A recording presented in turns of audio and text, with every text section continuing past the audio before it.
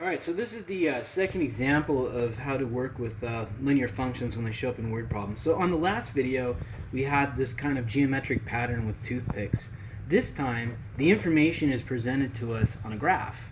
So I'm going to start this, though, the same way. There's nothing really different. So I'm going to make a table. So it looks like my input, which is my horizontal axis here, is going to be weeks. So I'm going to call that W.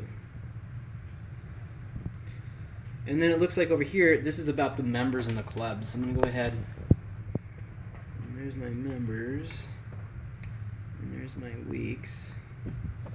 All right, and so then it looks like I have no data here for these. I only know 3, 4, 5, 6. So I have 0, I don't know, 1, 2. Now I start knowing stuff. So 3, 4, 5, 6. Nothing for 7. Okay, so 3 looks like it is 12. 4 is 14. 5 is 16. And 6 is 18. So now what I'm going to do is I'm going to figure out what's going on here. It looks like it's going up by 2.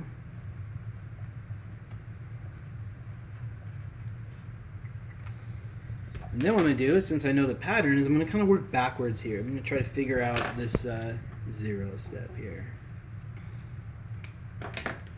So this would be 10, I guess. This would be 8, and this would be 6.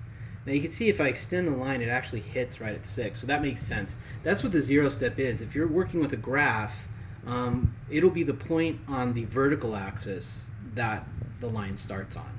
Okay, so that's also what it is. Alright, so now I'm ready to make my rule.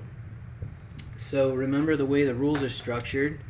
It's the output, which in this case is m, which is equal to whatever it's doing every time, which is, it looks like it's adding 2, so that's a positive 2. And then our input is w. And then we're going to add our 6. Okay, so far I've made a table and I made a rule, and I didn't even read any of these questions yet, but as I pointed out in the other video, this is how you want to start these problems, because if I have this, I'm going to be able to do anything it's asking me to do. So A says, what is the relationship between the number of weeks and the number of people that came to the chess club?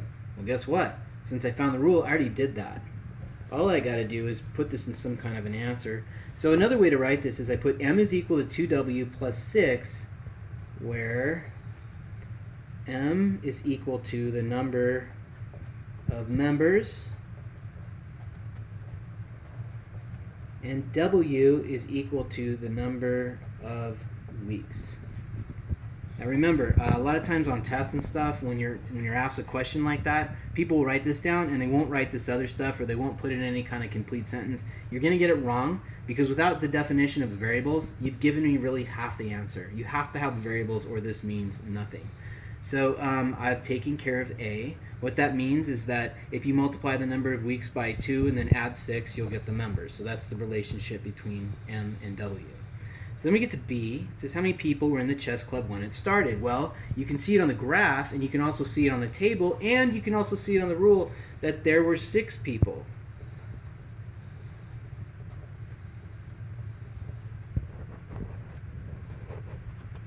When the chess club started. And then we get to C. How many people will be in the chess club by the 50th week? So we can use our formula. So we don't know the members. It is saying the 50th week, so that means 50 goes here. And then we add 6. So m is equal to 2 times 50, which is 100, and 100 plus 6 is 106. So there will be 106 people the 50th week. So that's how you do these problems if you're given the information in a graph.